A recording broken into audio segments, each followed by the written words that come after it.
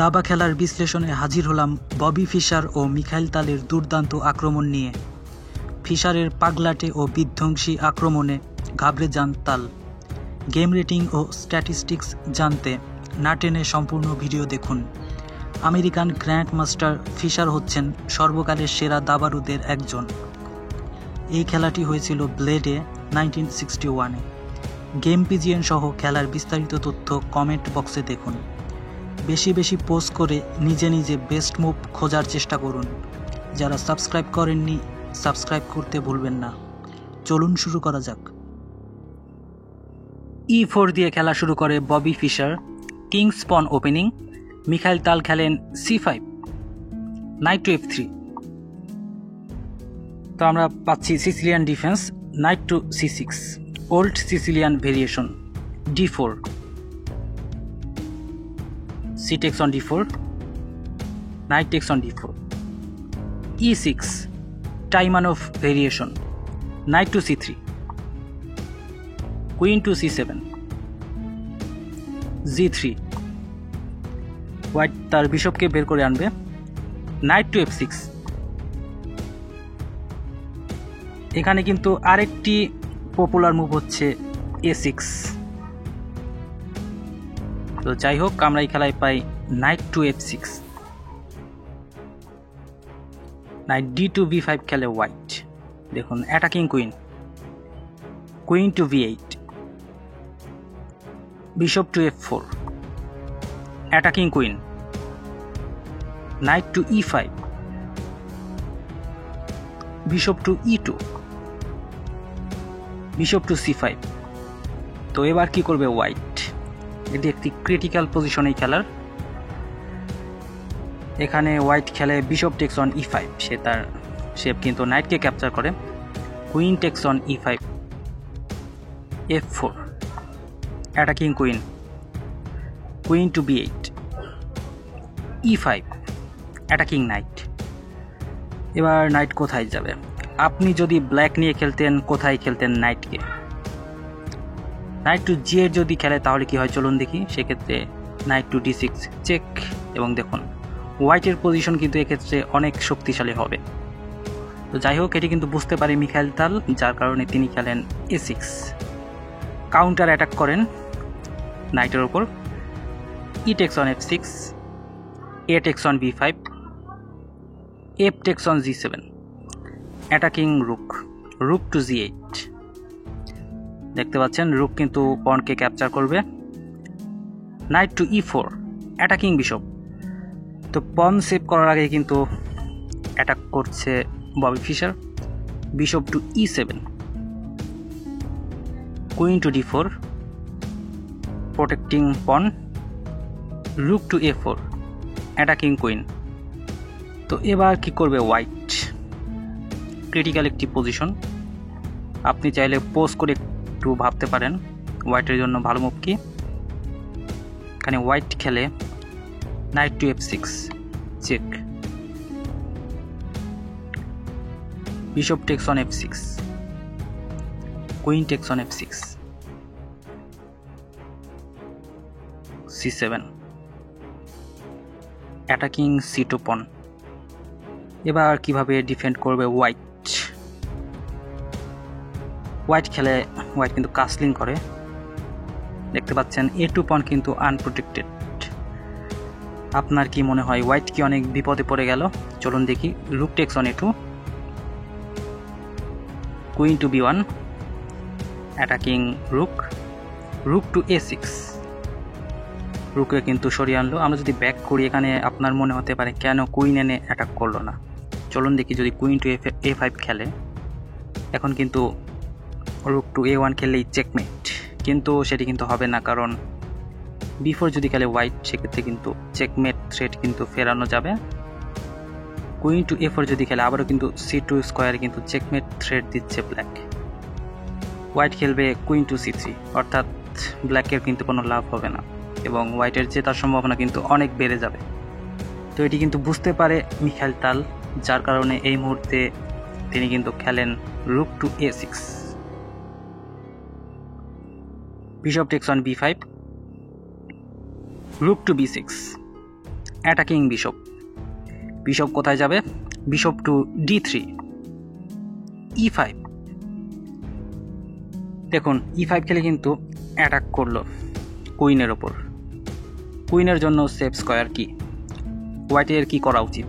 আপনি যদি হোয়াইট নিয়ে খেলতেন, আপনি কুইনকে কোথায় খেলতেন? এটি কিন্তু most critical position of this game. তো অবশ্যই একটু পোজ করে ভাবুন, চাইলে স্ক্রিনশট নিতে পারেন। যত বেশি অ্যানালাইসিস করবেন আপনার দাবার দক্ষতা তত বেশি বাড়বে। তো এই মুহূর্তে কিন্তু আনপ্রেডিক্টেবল এবং পাগলাটে একটি মুভ খেলেন ববি ফিশার। মিখাইল তাল কিন্তু এটি আশা করেননি।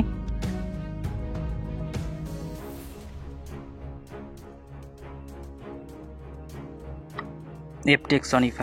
দেখুন তিনি কিন্তু তার কুইনকে বাঁচানোর চেষ্টা করেন না, স্যাক্রিফাইস করে দেন কুইনকে। Rook takes on f6, E takes on f6, দুইটি বিপজ্জনক পণ। এবং দেখুন ব্ল্যাক কিং কিন্তু এক্সপোজড হয়ে গেল। এটি কিন্তু উদ্দেশ্য ছিল হোয়াইটের, এবং একই সাথে হোয়াইট বিশপ কিন্তু অ্যাটাক করছে h7 পণকে। দেখুন এরপর কিন্তু রুককে অ্যাটাক করবে। দেখা যাক ব্ল্যাক কি করে। Queen to c5, bishop takes on h7, queen to g5, bishop takes rook, queen takes pawn. এবার কি করবে হোয়াইট? হোয়াইট খেলে rook h2 f1, attacking queen, queen takes on g7। দেখুন দুইটি বিপজ্জনক পণকে কিন্তু সরিয়ে দিল ব্ল্যাক, কিন্তু ব্ল্যাকের বিপদ কিন্তু পুরোপুরি কেটে যায়নি। Bishop takes on f7 check, king to d8। এই পজিশন লক্ষ্য করুন, হোয়াইটের কিন্তু দুইটি রুক, একটি বিশপ, ব্ল্যাকের একটি কুইন এবং বিশপ। এবং আপনারা অনেকেই কিন্তু হোয়াইট নিয়ে খেললে কিন্তু এই পজিশনে আপনারা পরাজিত হন, আমি জানি, এবং আপনারা কিন্তু জিততে পারেন না কুইনের অভাবে।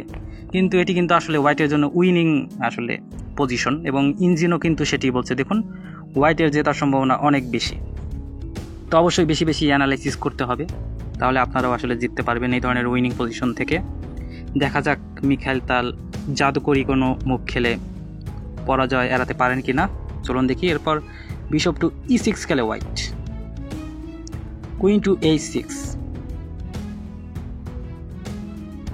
Bishop takes on d7, bishop takes on d7, rook to f7। দেখুন ডাবল অ্যাটাক বিশপের উপর। এবার আপনার মনে হতে পারে ব্ল্যাক চাইলে তার কুইন এনে কিন্তু ডিফেন্ড দিতে পারে, কিন্তু সেটিতে কিন্তু লাভ হবে না, কারণ হোয়াইটের দুইটি রুক এবং ব্ল্যাকের কুইন এবং বিশপ যদি এক্সচেঞ্জ হয়ে যায় সেক্ষেত্রে কিন্তু খুব সহজেই জিতে যাবে হোয়াইট, কারণ হোয়াইটের 4টি পণ রয়েছে, বুঝতেই পারছেন। এক্ষেত্রে আসলে বিশপ বাঁচানোর চেষ্টা করে কিন্তু কোনো লাভ হবে না ব্ল্যাকের, যার কারণে ব্ল্যাক কিন্তু পণকে ক্যাপচার করে, এবং এটি আসলে এই মুহূর্তে ভালো মুভ। পণের সংখ্যা যত কমানো যায়।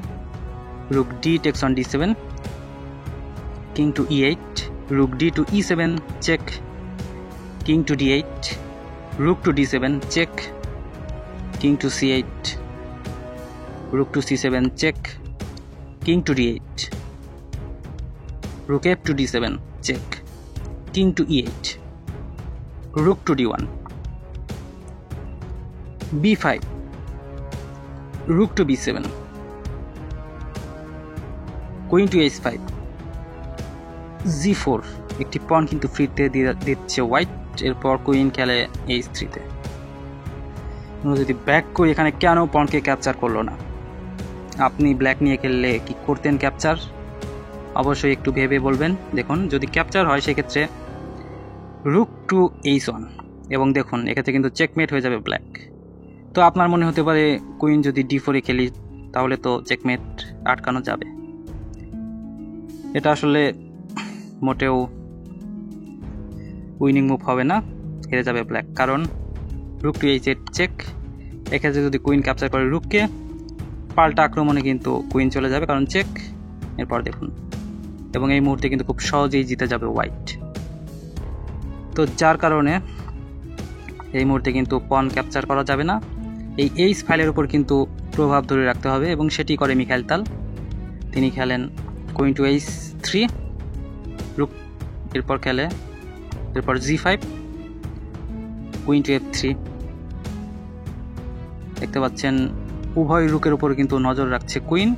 তো একটু ভুল করলে কিন্তু একটি রুক চলে যাবে হোয়াইটের। ববি ফিশার কিন্তু অত্যন্ত বিপজ্জনক দাবাড়ু এবং one of the greatest chess players of all time. তো তিনি কিন্তু মিস্টেক করবেন না। রুক টু E1 খেলেন তিনি, check. King to F8, rook takes on B5, king to G7, rook to B6, queen to G3, attacking pawn. তো এবার পনকে কীভাবে সেভ করবে হোয়াইট খেলে রুক টু D1। হোয়াইট কিন্তু কোনো চেষ্টাই করে না পনকে বাঁচানোর। এরপর কুইন টু C7 খেলে black.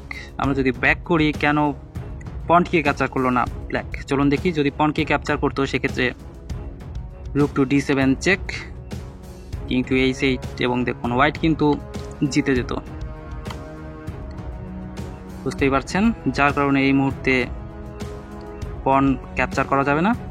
Queen to C7, attacking rook D to D6, both রুককে কানেক্ট করলো। Queen to C8, B3, king to H7, rook to A6। তো এবার কী করবে ব্ল্যাক? চলুন একটি পসিবল কন্টিনিউয়েশন দেখাই। যদি কিং টু G7 খেলে সেক্ষেত্রে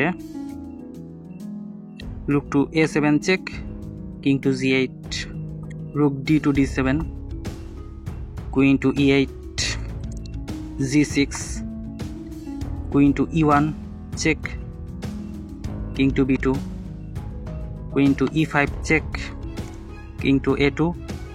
এবার কিন্তু আর চেক দিতে পারবে না।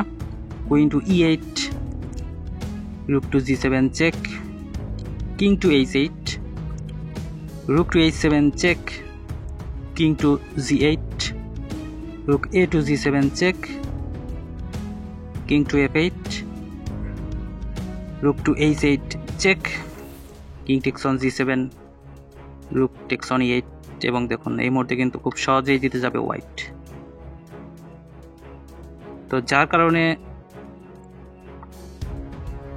এই রুক টু A6 খেলার সাথে সাথেই রিজাইন করে দেন মিখাইল তাল, অর্থাৎ ববি ফিশার বিজয়ী হন। দুর্ধর্ষ এবং পাগলাটে আক্রমণ ছিল ববি ফিশারের। ভালো লাগলে লাইক করতে ভুলবেন না।